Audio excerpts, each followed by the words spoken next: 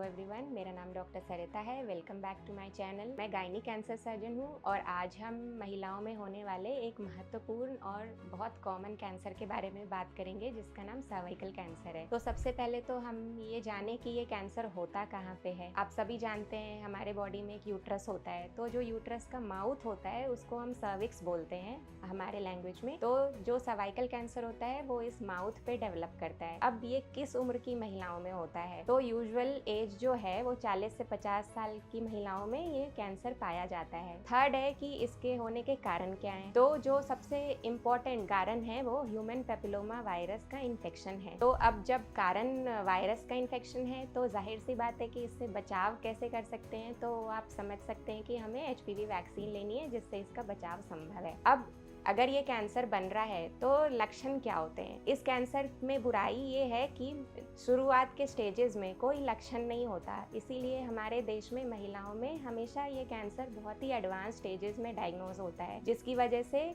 Outcomes बहुत अच्छे नहीं होते।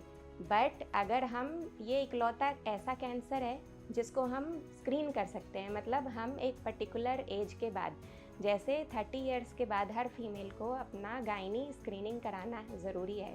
30 इयर्स के बाद हम पैप स्मीयर कर सकते हैं, HPV DNA टेस्ट कर सकते हैं। ये टेस्ट 3 से 5 साल के अंतराल पे करना होता है, और अगर ये टेस्ट हम कराते रहें रेगुलर तो हमें पहले से पता चलता है अगर हमारे सर्विक्स में कोई प्री कैंसर या कैंसर बन रहा है तो ये दो महत्वपूर्ण चीज़ें हैं जिससे इस कैंसर से बचा जा सकता है।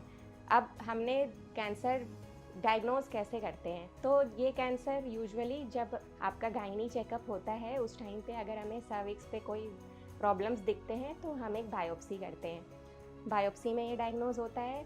अब इसका इलाज संभव है एंड आउटकम्स इसके बहुत अच्छे होते हैं, और आउटकम्स डिपेंड करता है कि आपका डायग्नोसिस किस स्टेज में हुआ है। शुरुआत के स्टेजेस में ऑपरेशन संभव होता है, जिसको हम रेडिकल हिस्टेरेक्टमी बोलते हैं। एडवांस स्टेजेस में कीमोथेरेपी या फिर सिकाई लगती है।